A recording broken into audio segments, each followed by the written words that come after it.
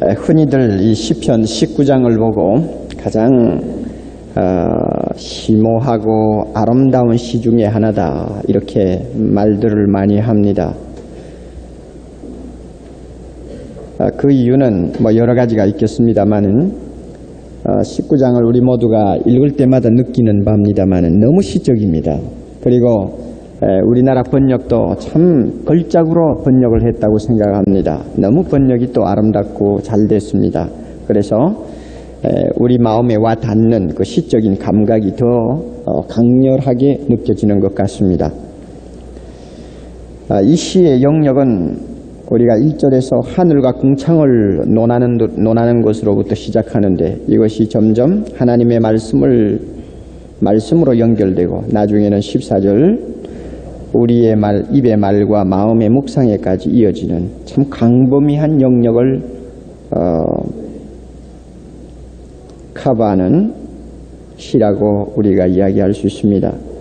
19장 전체의 주제를 말한다면 자신을 계시하시는 하나님이라고 할 수 있습니다. 계시가 무엇입니까? 하나님께서 자기를 알리는 것을 이야기합니다. 또 다른 말로 표현하면 자기를 우리에게 말씀하시는 분으로 표현하는 것을 계시라고 합니다. 자기를 알리시는 분, 또 우리에게 말씀하시는 분, 이분이 바로 하나님이시다 하는 것이 바로 19장에 나타난 전체 테마입니다. 우리 하나님은 우리와 말씀하시기를 원하시고 또 우리와 교제하시기를 기뻐하십니다. 그래서 제일 먼저는 하나님께서 자신이 만드신 자연 만물을 통해서 우리와 말씀하신다 하는 것이 1절부터 6절까지 내용입니다. 이 자연 만물을 통해서 우리에게 말씀하시고 자신을 우리에게 알려주신다. 이것을 흔히 말해서 일반 계시라고도 하고 자연 계시라고도 합니다. 창조 계시라고 하는 사람도 있습니다. 어느 쪽이든지 좋은데 오히려 광범위한 의미로 받아들이려면은 자연 계시라는 말이 더 우리에게 와닿는 표현이라고 생각합니다. 하나님은 자연 만물을 통해서 우리에게 계시하시고 말씀하신다. 그 다음에 두 번째로는 7절부터 13절까지 하나님은 자신이 기록한 성경을 통해서 우리에게 자기를 알려주시고 말씀하신다. 이렇게 말할 수 있습니다. 그래서 이 성경을 일컬어서 특별 계시다 혹은 말씀 계시다 하는 말을 합니다. 이렇게 자연을 통해 하나님을 알고 말씀을 통해 하나님을 만난 사람들은 14절에 그 입의 말과 그 마음의 묵상이 전적으로 하나님을 향하게 되어 있습니다. 이것이 결론이죠.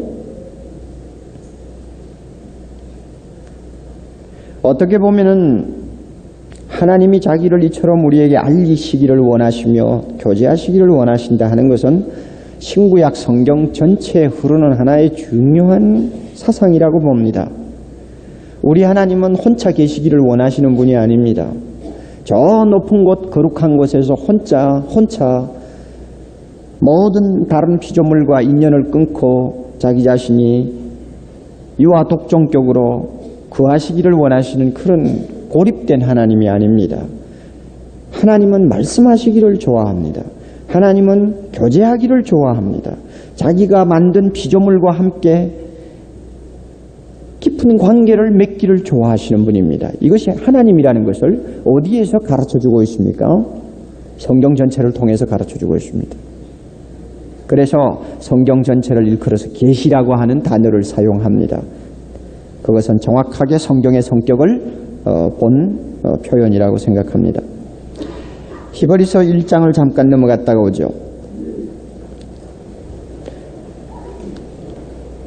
히브리서 1장 1절 2절을 봅니다.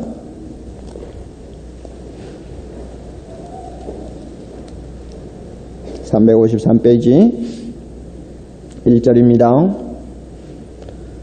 옛적에 선지자들로 여러 부분과 여러 모양으로 우리 조상들에게 말씀하신 하나님, 여기서 말씀하시는 하나님을 지금 이야기하고 있습니다. 그런데 언제 말씀했느냐? 옛적에, 이것은 구약시대에 하는 말입니다. 구약시대에는 하나님께서 선지자들을 통해서 여러 시기에 여러 가지 형태를 통해서 여러 가지 양태를 통해서 우리 조상들에게 말씀을 하셨고 자기를 계시하셨다 그랬습니다. 아브라함의 시대에 말씀하신 것이 있었고 모세의 시대에 말씀하신 것이 있었고 여러 부분으로 말씀했다 그 이야기죠. 그리고 하나님께서 우리 조상들에게 말씀하시는 또 루트는 다양했습니다. 천사를 통해 또는 환상을 통해 꿈을 통해 아니면 가시덤불의 불꽃 속에서 아니면 직접 만나셔서 다양한 방법으로 우리 조상들에게 말씀하신 하나님입니다. 우리가 아버지라고 부르시는 하나님이 누굽니까? 우리와 말씀하시기를 좋아하는 하나님이요 자기 자신을 우리에게 알리기를 기뻐하시는 하나님이다. 이것이 구약 전체 테마입니다. 그 다음에 2절 이 모든 날 마지막에 언제일까요? 옛적하고 대비가 되는 것인데 언제입니까? 신약시대죠. 신약시대는 그 기간이 2000년이든 5000년이든 상관이 없어요. 하나님 보시기에는 항상 마지막입니다. 말세죠. 이 모든 날 마지막에는 하나님이 우리에게 어떻게 말씀하셨습니까? 아들을 통해서 말씀하셨다 했습니다. 그래서 예수 그리스도가 오셔서 말씀하신 것이 바로 신약 시대입니다. 하나님은 자기 아들을 통해서 자기를 보여주셨고 자기 아들을 통해 자기를 만나게 하셨고 자기 아들을 통해서 하나님에 관한 모든 진리를 인간들이 듣고 배우게 하셨습니다. 이것이 신약 시대입니다. 그러므로 이것은 하나님이 마지막으로 자기를 계시하신 것이라고 보아야 합니다. 아들은 마지막 권입니다. 그 이후는 아무도 없습니다. 주님이 비유에서도 말씀하셨죠. 포도원 주인이 포도원 농부들에게 싹스를 받기 위해서 처음에는 저 말단 종들을 보냈지만은 싹스를 주지 아니하니까 조금 자기와 가까운 친구격인 또 사람들을 보냈죠. 그러나 또 주지 않고 죽이고 때리고 하니까 마지막으로 누구를 보냈다고 그랬죠? 자기 아들을 보냈다. 이 마지막 하나님께서 보내시는 최후의 수단이죠. 최후의 권위죠. 내 아들은 순종하리라. 그래서 아들을 보냈다고 했습니다. 따라서 구약시대에는 선지자들을 수없이 보내셨지만 신약시대는 자기 아들을 보내셨다. 마지막 계시라 그 말입니다. 마지막 계시다. 그러므로 신약 이후는 성경이 더 이상 존재하지를 않습니다. 성경에 더 보탤 것도 없고 뺄 것도 없습니다. 성경은 이제는 완성되었고 충족합니다. 이런 의미에서 오늘날 하나님의 계시를 받았다고 하는 사람들은 주의해야 합니다. 성경 외에는 하나님이 주시는 계시가 없습니다. 자기 아들 예수 그리스도를 통해서 주신 계시 이외에 더 줄 계시가 없습니다. 계시는 종결되었습니다. 좀 섭섭한 이야기가 될지는 모르지만은 계시받았다고 하는 말을 함부로 하는 사람 성경 좀 배우기를 바랍니다. 자기 무식을 드러내는 것밖에 되지 않아요. 무엇이 답답해서 하나님이 자기 아들을 통해 말씀하신 것도 부족해서 아무것도 아닌 사람 붙들고 계시를 하시겠어. 생각을 해봐요. 자기가 하나님 아들보다 더 권위가 있다는 이야기요? 그렇게밖에 들리지 않죠. 이렇게 볼 때 하나님은 구약시대도 마찬가지요 신약시대도 마찬가지요 자기를 알리시고 우리에게 말씀하시기를 기뻐하는 하나님이다. 믿습니까 여러분? 참 좋으신 하나님입니다. 참 좋으신 하나님. 이런 하나님을 다윗은 우주 만물을 통해서 만나고 기록된 구약 성경을 통해서 만났다고 고백하는 것이 바로 19장입니다. 이렇게 자기를 나타내시고 말씀하시는 하나님을 항상 만나는 사람들의 마음은 늘 찬양이 넘치죠. 내 입의 말과 마음의 묵상이 언제든지 하나님을 향해서 마치 향로의 연기가 피어오르듯이 하나님을 향해서 피어오르게 되어 있습니다. 여러분 참 우리가 이런 사람이 되었으면 참 좋겠어요. 저도 아직 그런 단계까지 올라갔다고 말하기 어려운 사람입니다만 우리 모두가 좀 그런 단계까지 갔으면 좋겠습니다. 찬송가 기억이 하나 나죠. 무슨 찬송 기억납니까? 시편 19장 이 14절을 인용한 찬송이 있죠. 무엇입니까? 예, 피아노 한번 쳐봐요. 시편 19장 얼마요? 14절. 좀 외워놓으세요. 이 찬송가를 부르면서 성경 구절인데 어디 있는지도 모르고 부르면 안 됩니다. 어디라고요? 1914라고 1914. 네, 시편 1914예요. 그 내용이 지금 우리 잘 부르는 찬송에 나와 있습니다. 좀 빨리. 자.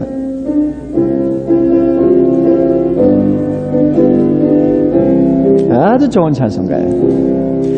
나의 입술의 모든 말과 나의 마음의 묵상이 주께 연락되기를 원하네. 생명이 되신 주 속이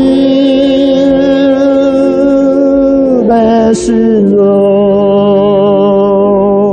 나의 입술의 모든 말과 나의 마음의 묵상이 주께 연락되기를 원하네. 한 번 나의 입술의 모든 말과 나의 마음의 묵상이 주께 연락되기를 원하네. 생명이 되신 주 반석이 되신 주 아멘. 나의 입술의 모든 말과 나의 마음의 묵상이 주께 연락되기를 원하네. 2절 나의 입술의 모든 말과 나의 마음의 묵상이 주께 연락되기를 원하네. 소망이 되신 주 능력이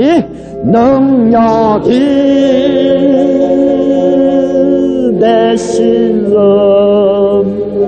아멘. 나의 입술의 모든 말과 나의 마음의 묵상이 주께 연락되기를 원하네.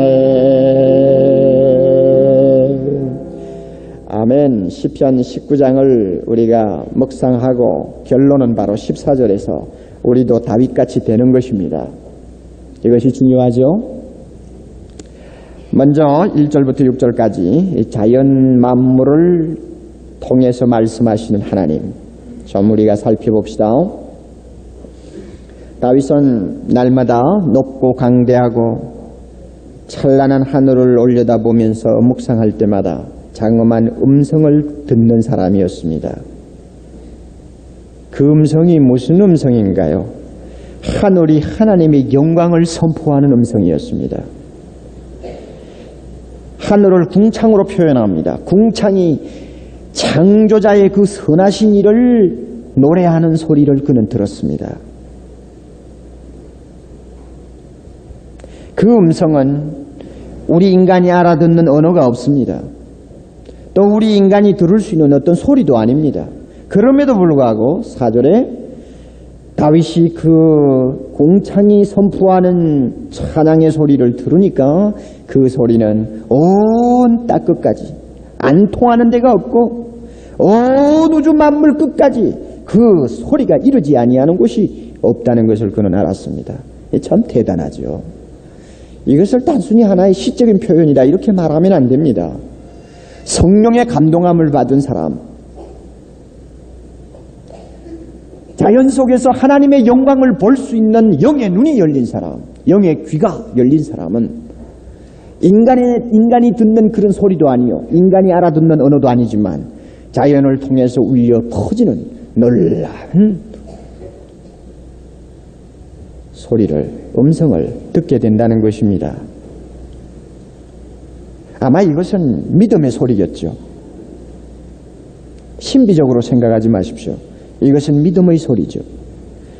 물론 요즘에 과학적으로 이야기하는 것을 들으면 천문학자들이 아주 정밀한 기계를 가지고 포착하면 우주에는 굉장한 소리가 많이 있다고 그래요. 우리가 듣지 못하는 소리. 그러나 다윗이 그런 과학적인 소리를 이야기하는 것이 아닙니다. 그 소리는 끊어지지 않아요. 날은 날에게 말하고 밤은 밤에게 지식을 전하니, 하나님의 영광을 선포하는 그 찬양의 소리가 낮에도 계속되고 밤에도 계속된다 그 말입니다. 우주가 하나님의 그 아름다운 솜씨를 자랑하고 노래하는 그 소리는 낮에만 있는 것도 아니고 밤에만 있는 것도 아니야. 밤낮 없이 계속되고 온 세계가 다 들을 수 있도록 끊어지지 않고 울려 퍼진다는 것을 다윗은 듣고 알았습니다. 왜 자연 만물이 이렇게 하나님의 솜씨를 자랑합니까? 찾지 않아도 됩니다. 조용히 여러분이 회상을 하세요. 제가 읽어드릴 테니까. 창세기 1장에 보면은 하나님께서 천지를 창조하시니라. 하나님의 천지 창조 내용이 나옵니다. 그런데 3절에 하나님이 말씀하시기를 무엇이 있으라? 빛이 있으라. 말씀하시니까 빛이 있었고, 그 다음에 하나님이 또 말씀하시기를 물 가운데 궁창이 있으라 하니까 물과 물이 나뉘어서 궁창이 생기고, 하나님이 또 가라사대 말씀하시되 천하의 물이 한 곳으로 모이라 하니까 육지가 생기고, 이렇게 해서 창조가 완성되었습니다. 그럼 이것은 뭘 의미합니까? 궁창을 만드실 때 말씀으로 창조하셨기 때문에 그 궁창에는 하나님이 녹음시켜 놓은 소리가 있어요. 하나님의 말씀이 녹음이 되어 있어요. 이 육지에 하나님의 말씀이 녹음되어 있어요. 온 천지에 가득한 피조물에 하나님의 말씀이 녹음이 되어 있어요. 그래서 그 말씀은, 하나님의 음성은 마치 테이프를 틀어놓은 것처럼 항상 창조자 하나님을 찬송하게 되어 있습니다. 저는 그렇게 믿습니다. 천지 만물을 말씀으로 창조하신 그 우렁찬 하나님의 음성이 창조가 끝마쳐지면서 그 음성도 사라졌다고 저는 생각지 않습니다. 그래서 어느 성경에 보면 하나님이 말씀으로 천지를 붙들고 지탱하고 계신다고 했습니다. 그것이 뭘까? 온 우주에 하나님의 음성이 녹음되어 있어요. 그래서 자연 만물이 항상 하나님을 찬양하고 창조자에게 영광을 선포합니다. 이 소리를 다윗이 지금 밤낮 없이 들은 것입니다. 어디를 보아도 그 소리가 없는 곳이 없어요. 이런 의미에서 다윗은 정말 축복받은 사람이라고 할 수 있습니다. 못 듣는 사람 너무 많은데 다윗은 이 소리를 들었습니다. 그리고 다윗은 듣기만 한 것이 아닙니다. 보기도 했습니다. 하나님이 만드신 피조물 가운데 가장 걸작품이라고 할 수 있는 저 태양을 볼 때마다 그는 하나님의 영광을 눈으로 보듯이 했습니다. 해가 마치 무엇과 같다고요? 5절에 그 방에서 나오는 신랑과 같다. 글쎄 이게 무슨 표현인지 모르겠어요. 여러분 방에서 나오는 신랑이 뭐 어떻습니까? 좀 다른 데가 있나요?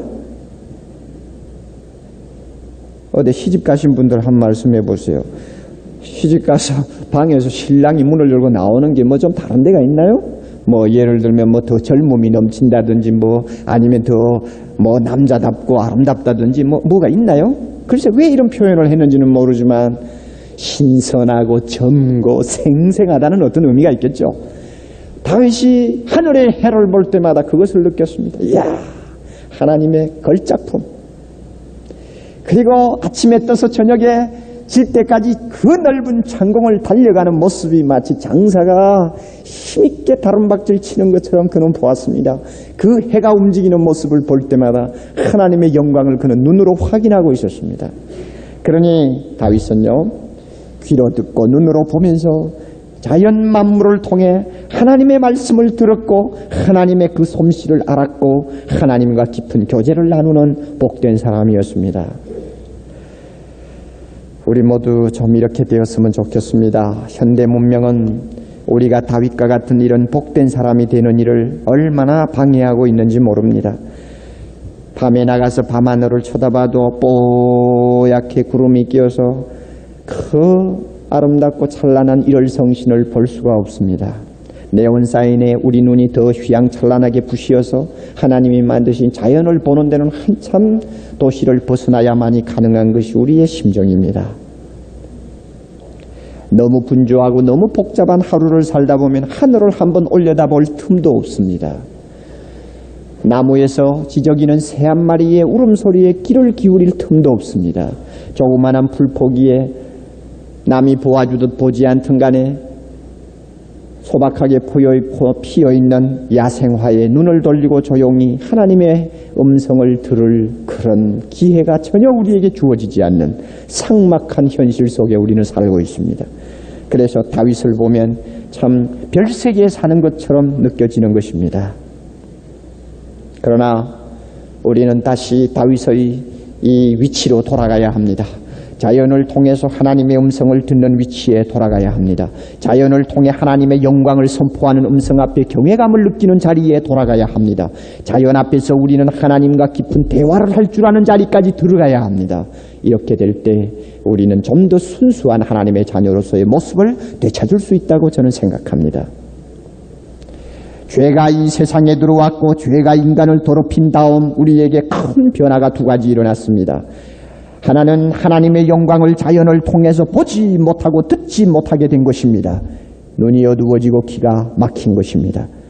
들어도 약간 희미하게 들을 정도지. 아담 하와가 자연 그 에덴 동산에서 하나님의 영광을 보고 느끼고 듣던 것을 우리는 들을 수가 없습니다.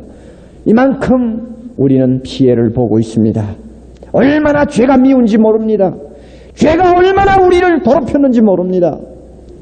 그러면서도 우리는 죄를 사랑하는 기질이 있으니 알다가도 모를 존재들이죠. 죄 때문에 우리의 귀가 얼마나 망했는지 몰라요. 온 우주에 충만한 하나님의 그 영광을 선포하는 소리를 도무지 들을 수가 없으니 죄가 우리를 그렇게 만들었어요. 죄가 우리의 눈을 흐려놓았습니다.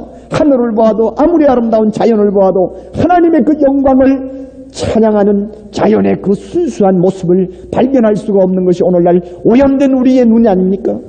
죄 때문에 그렇습니다. 그러므로 예수 그리스도의 피로 죄 사함을 받은 하나님의 자녀는 자연 만물을 통해서 하나님의 영광을 선포하는 음성을 들으며 하나님의 영광을 나타내는 그 솜씨를 볼 수 있는 귀와 눈을 다시 회복해야 합니다. 우리 하나님 앞에 기도할 필요가 있어요. 이런 의미에서 은혜 받은 사람들은 자연을 무척 사랑합니다. 은혜 받은 사람일수록 자연 속에서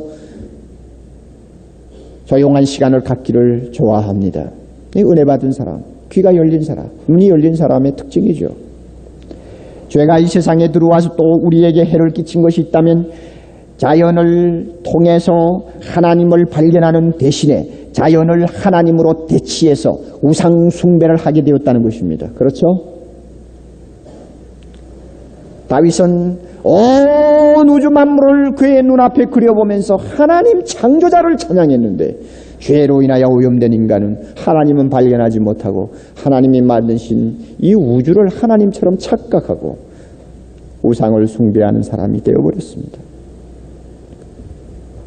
이것이 세상 사람이 보는 죄악의 피해지요. 그러나 우리는 이미 이와 같은 피해로부터 벗어났다고 믿습니다. 아멘. 믿습니다. 두 번째로 다윗은 자연계에서 자연계시로부터 기록된 하나님의 말씀의 계시로 그는 눈을 돌립니다. 그것이 7절부터입니다. 아무리 하나님의 영광을 선포하는 자연이라고 할지라도 그것은 충족하지 못합니다. 자연은 우리를 예술가로 만들 수는 있습니다. 자연은 우리를 철학자로 만들 수는 있습니다. 자연은 우리를 종교가로 만들 수는 있습니다. 그러나 자연은 우리를 하나님의 자녀로 만들지는 못합니다. 자연을 통해서 위대한 예술작품은 우리가 창작할 수 있고 위대한 철학사상을 유출해낼 수도 있고 탁월한 종교를 창시할 수는 있을지 모르지만 하나님을 아버지로 발견하는 놀라운 이 은총, 이것은 우리는 자연을 통해서 얻어내지 못합니다. 그래서 이 자연이 갖고 있는 역부족, 취약점, 이것을 무엇이 메꾸느냐? 말씀 계시가 메꾸는 것입니다. 그래서 반드시 자연 계시를 이야기하면 그 다음에 반드시 이 기록된 하나님의 말씀의 계시를 이야기해야 짝이 맞습니다.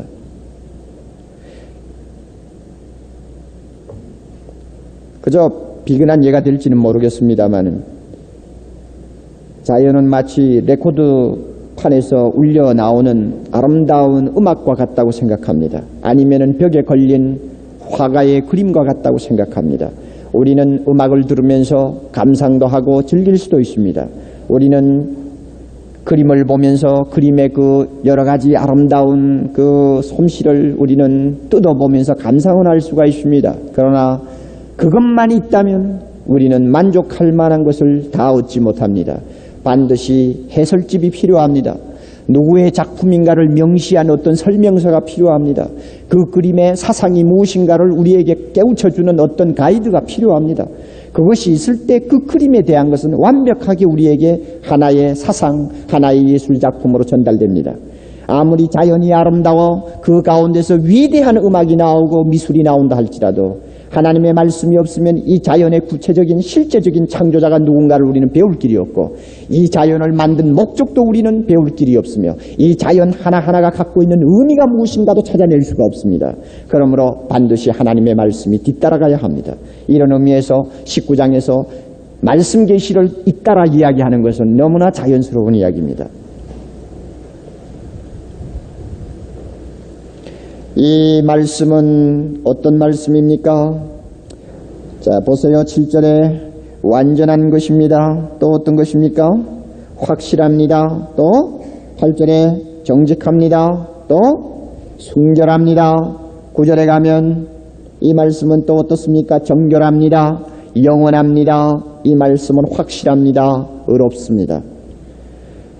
하나님께서 우리에게 기록해 준 이 말씀은 이렇게 완벽한 계시요, 하나님이 인간에게 주신 가장 최종적이고 가장 완전하고 가장 무게 있고 권위 있는 완전한 하나님 자신의 이력서요, 명세서요, 자기 자신의 프로필이요, 자기 자신의 모든 것을 담은 하나의 설명서입니다. 그만큼 이 말씀은 빠진 것이 없습니다. 그리고 자연 계시에서는 도무지 기대할 수 없는 기능들이 하나님의 말씀 안에 다 들어 있습니다. 무엇입니까? 자, 보세요. 여러분 7절 이하에 보면은 단어 표현이 여러 가지가 나와서 혼돈하실지 모릅니다. 그것부터 먼저 설명하죠. 하나님의 말씀을 먼저 뭐라고 했죠? 율법, 그 다음에 증거, 또 교훈, 또 계명, 그리고 저는 꼭 같은 용어를 반복하는 것보다도 표현을 조금씩 바꾸어 가면서 꼭 같은 의미를 전하는 것이 일반적으로 시가 갖고 있는 특징이기 때문에 이것을 구태여 교훈은 뭐고 율법은 뭐고 계속해서 이렇게 증거가 뭐고 하고 분석을 해버리면 우리가 혼돈에 빠질 위험이 있습니다. 그저 이 6가지 표현을 하나로 묶어서 무엇입니까? 기록된 말씀. 더 구체적으로 이야기하면 구약 성경입니다. 왜냐하면 이때는 신약은 없었으니까 구약 성경이요. 이 구약 성경은 자연 계시가 가지고 있지 못하는 놀라운 기능들을 갖고 있습니다. 첫째 기능이 무엇입니까? 7절 영혼을 어떻게 합니까? 소성케 하는 능력을 가지고 있습니다. 이 소성케 한다는 말은 개종한다는 말하고 같습니다. 회개시킨다 하는 의미입니다. 악한 사람을 선한 사람으로 바꾸어 놓고 하나님을 멀리하던 사람이 하나님 앞으로 돌아오게 하며 죄를 범하던 자가 죄를 고백하면서 씻음받는 큰 역사들을 이루는 것을 여기서 소성케 한다, 즉 개종한다는 뜻입니다. 설명할 필요가 있습니까, 여러분? 우리는 지난 주일날 세례간증을 들으면서도 하나님의 말씀이 얼마나 능력이 큰가를 참 시간마다 절감하지 않았습니까? 정말 하나님의 말씀은 인간을 다시 살아나게 하는 큰 능력을 갖고 있습니다. 죽은 자와 같은 자를 일으키며 그야말로 쓸모없는 자 같은 자를 다시 쓸모있는 자로 바꾸어 놓는 이야, 정말 놀라운 능력을 가진 것이 말씀이다. 이것을 우리는 지난주에도 우리는 듣고 느끼고 체험했습니다. 1부부터 3부까지 7명의 형제 자매들이 간증을 했습니다. 테이프가 나왔으니까 여러분 다 들어보세요. 여러분은 예배를 한 번밖에 참석 못했으니까 다 듣지 못했죠. 그러니까 한번 들어보세요. 너무 놀라운 간증들이었습니다. 어떤 형제의 간증이 기억납니다. 그는 예수 믿기 전에 얼마나 참 부끄러운 생활들을 했는가를 참 서스럼 없이 다 내놓았습니다. 한마디 단어 안에 모든 내용들을 다 압축해서 그는 어떻게 산 사람이었다. 얼마나 소망이 없고 참 더 이상 이제는 기대할 만한 가치조차 없는 존재였다는 것을 자기가 이야기하고 그 다음에는 예수 때문에 자기가 어떤 사람이 되었는가를 이야기합니다. 놀라운 이야기요. 정말 놀라운 이야기요. 예수 믿지 아니하는 남자들이 뭐 외박 좀 하는 것을 죄라고 흔히들 생각합니까? 그런데 이 친구는 몇 달 동안 외박도 할 정도로 그냥 인생을 마음대로 살았다고 볼 정도입니다. 누가 그 사람을 치료할 수 있으며 누가 그 사람을 소성케 할 수 있습니까? 철학서를 가지고 그 사람 바꿀 수 있나? 예수를 가지고 바꿀 수 있나요? 아니면 공간을 가지고 그 사람을 바꿀 수 있나요? 뭘 가지고 그 사람을 완전히 과거의 습관 다 끊어버리고 하나님 앞에서 새 사람으로 살 수 있게 만드느냐 말입니다. 하나님의 말씀밖에 없어요. 그런 증거를 우리가 한두 건 봅니까? 그러니 여기서 하나님의 말씀은 영혼을 소성케 한다. 아멘. 어떤 부인의 간증 들으셨어요? 여러분 기억납니까? 사랑의 교회 처음 몇 년 전에 와가지고는 옥 목사가 쳐다보니 야 저게 뭐 목사냐 하고 생각이 들어서 아예 만정이 떨어져가지고 그 다음에 교회를 안 나온 것이 4, 5년 동안 안 나왔어요. 아마 저를 뭐 어떻게 보았는지는 모르지만 하여튼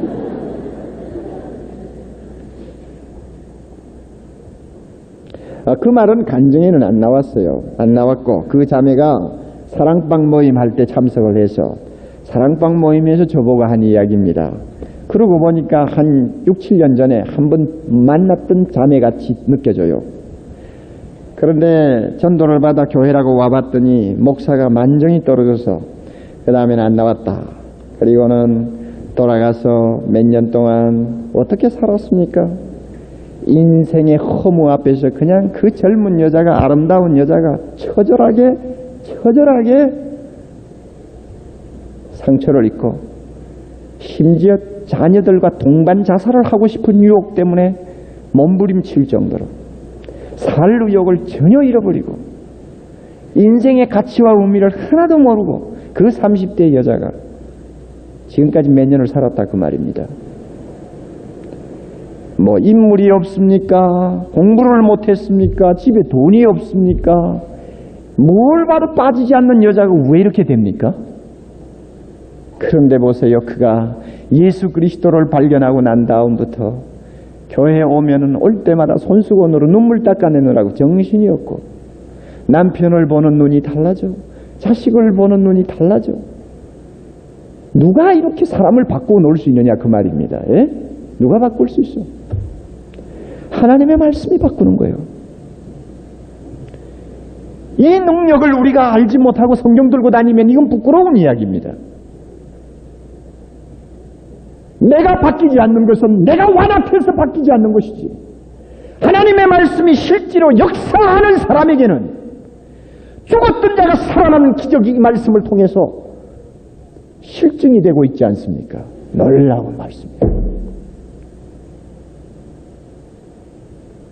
또 이 말씀은 무슨 능력을 갖고 있습니까? 우둔한 자로 뭐 한다고요? 우둔한 자가 지혜롭게 하는데 이 말씀이 또 크게 기여합니다. 잠언서 1장 4절 어리석은 자로 슬기롭게 한다고 했습니다. 잠언 9장 4절에는 무릇 어리석은 자는 이리로 돌이키라. 무릇 어리석은 자는 이리로 돌이키라. 어디로 돌이키라? 하나님의 말씀으로 돌이키면 지혜자가 된다 그 말입니다. 그래서 하나님의 말씀을 가까이 하고 사랑하고 말씀을 통해서 날마다 하나님과 교제하는 사람은 바보 같은 사람이 하나도 없습니다. 모든 지혜가 이 말씀 안에 있는데요.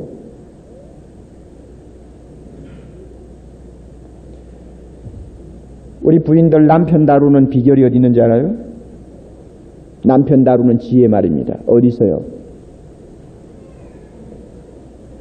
날마다 부부에 관한 하는 책들만 자꾸 끌어다가 여러분 읽어봐야 그게 그거라고. 진짜 부부 생활에서 부인이 남편을 다루는 비결은 성경 안에 있습니다. 한번 해보세요. 기가 막힙니다. 나는 성경에서 부인 다루는 법에 정통한 사람이에요. 그래서 부인을 얼마나 잘 다루는지 꼼짝 못한다고. 왜냐하면 난 성경에서 배웠거든. 그러니까 부인들도 그렇게 하라고요. 성경을 통해 남편 다루는 법을 배우십시오. 기회가 이 안에 다 있습니다. 자녀 교육법요. 자녀 키우는 방법. 아이고 여러분 무슨 책을 보아도 그 말이죠. 그런데 사실 그 뿌리를 찾아 들어가면 성경에 다 있는 이야기요. 성경적으로 자녀 교육하면 지혜로운 교육을 합니다. 그렇지 사업에 대해서는 나 잘 모르겠어요. 안 해봐서 모르겠는데 사업 같은 것도 직장생활 같은 것도 말씀에 참 붙들려서 사는 사람들은 잘 하대요. 잘해요. 왜 대부분이 탈이 나느냐? 말씀이 가르치는 대로 안 하고 살짝 변칙 운영을 하다가 탈이 나요. 하나님의 자녀는 말씀대로 해야 합니다. 별 도리가 없어요. 이렇게 우리에게 지혜를 가르쳐 줍니다. 사람을 구별하는 지혜를 어디에서 배웁니까? 여러분 사람 볼 줄 아세요? 사람 볼 줄 모르면 이것도 탈이지요. 그런데 사람 볼 줄 아는 거 관상을 보는 거 아니에요. 그것은 하나님의 말씀을 모르는 사람들이 하는 짓이고 하나님의 말씀을 깊이 아는 사람은 관상 보고 사람 보지 않습니다. 사람을 보는 눈이 있죠. 성경에 그 비결이 있어요. 열심히 읽으세요. 인스턴트로 배우려고 하지 말고 열심히 읽으세요. 지혜가 나옵니다. 또 보세요. 성경은 뭘 한다고요? 우리의 마음을 어떻게 한다고 했습니까? 기쁘게 한다고 했습니다. 참 감사하죠. 하나님의 말씀, 이 말씀을 가까이 하는 사람은 말씀을 통해서 날마다 기쁨을 얻습니다. 자, 좀 구체적으로 이야기합시다. 어떻게 하는 것이 말씀을 가지고 마음의 기쁨을 얻는 것입니까? 마음이 우울하고 답답하고 그저 살맛이 없을 때 하나님 말씀 펴기만 하면 그냥 마음이 금방 기뻐집니까? 그렇게 말하는 것은 좀 이상하지요. 물론 어떤 은혜 받은 사람들 보면 성경을 펴는 것만으로도 기뻐서 못 견디는 사람이 있어요. 저는 그런 사람 많이 보았습니다. 하나님의 말씀을 읽을 수 있는 시간을 갖는 그것만 가지고도 기뻐서 어찌할 줄을 몰라요. 얼굴이 환해져요. 그래서 마음이 슬프고 괴로울 때마다 항상 성경을 들고 어디를 가요. 그 독특한 은혜를 받은 사람이요. 나는 아직 그런 은혜는 못 받았습니다.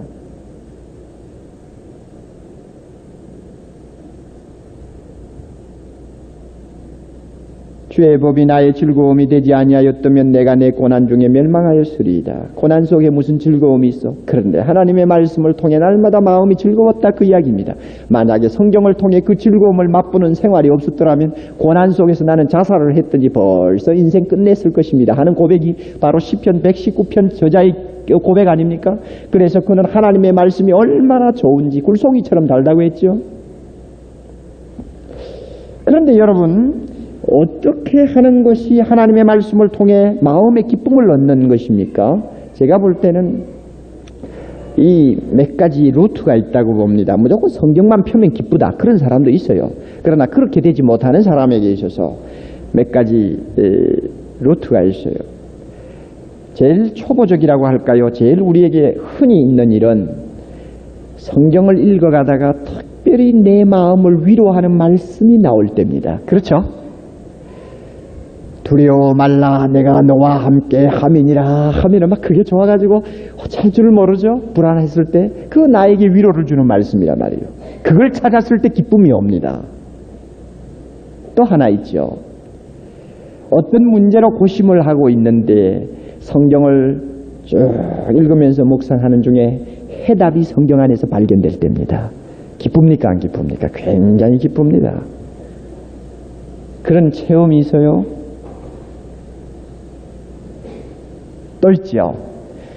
하나님의 말씀을 계속 묵상하고 있는 가운데 지금까지 내가 깨닫지도 못했고 알지도 못했던 새로운 진리를 말씀에서 발견했을 때 기쁨입니다. 이 대단한 기쁨이요.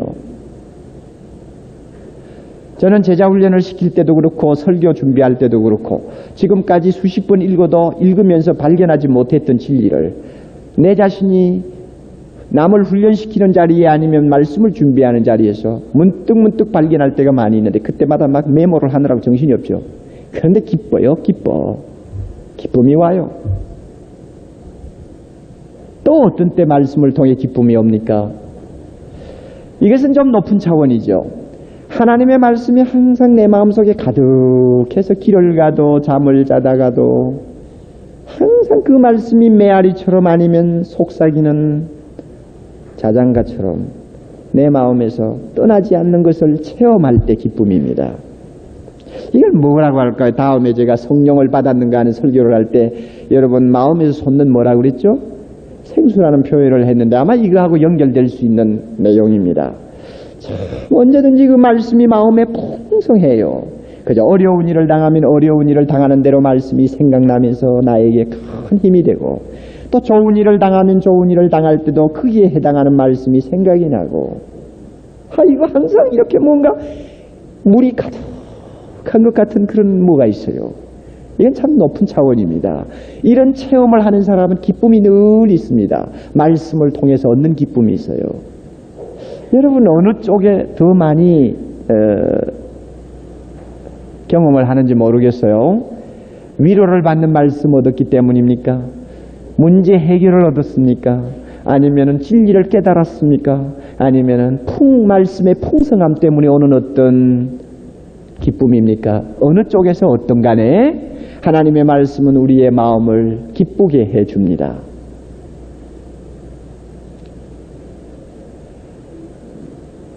이런 기쁨의 강맥을 하나님의 말씀 안에서 찾아내려면 이렇게 기쁨이 솟는 생수를 찾아내려면 깊이 파고 들어가야 합니다.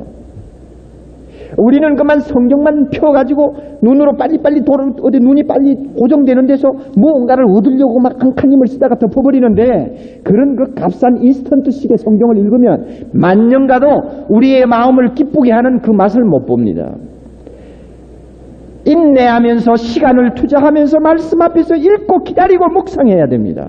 그럴 때에 위로가 있고 해답이 있고 그럴 때에 진리가 발견되고 그럴 때에 내 마음이 말씀으로 충만해지는 체험을 갖게 됩니다. 여러분 그대로 실천하십시오. 그 다음에 무엇입니까? 눈을 밝게 한다고 했죠. 아멘. 눈을 밝게 하죠.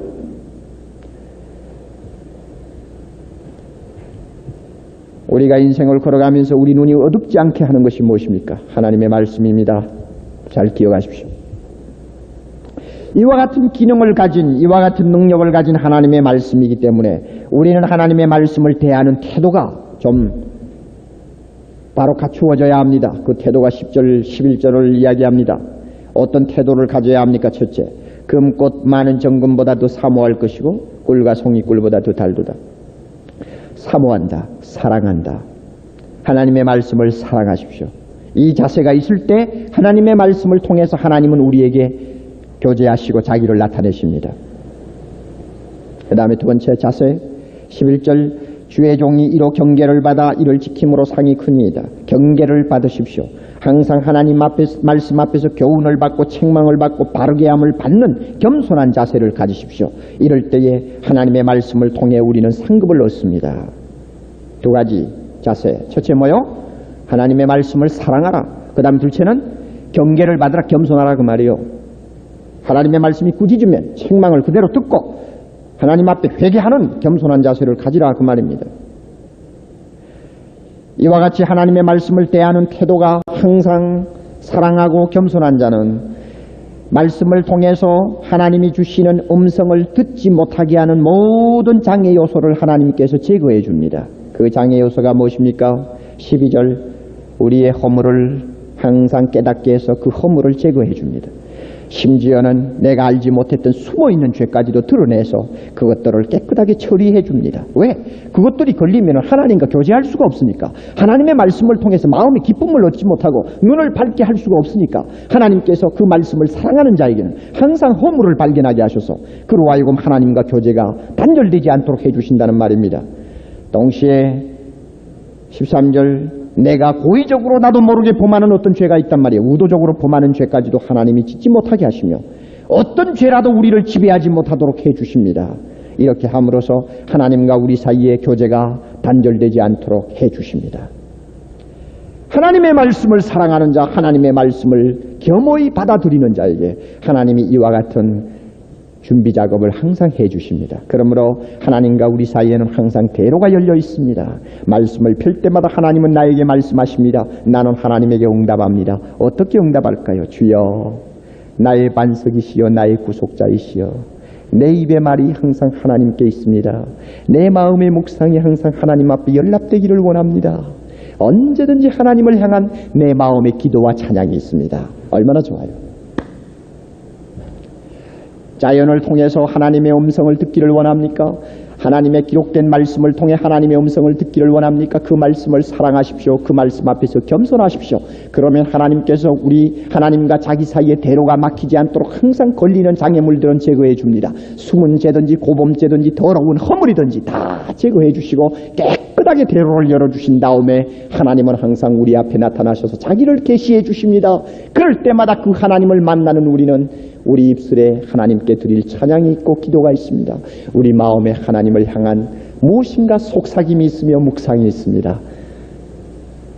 나의 입술의 모든 말과 나의 마음의 묵상이 주께 연락되기를 원하네.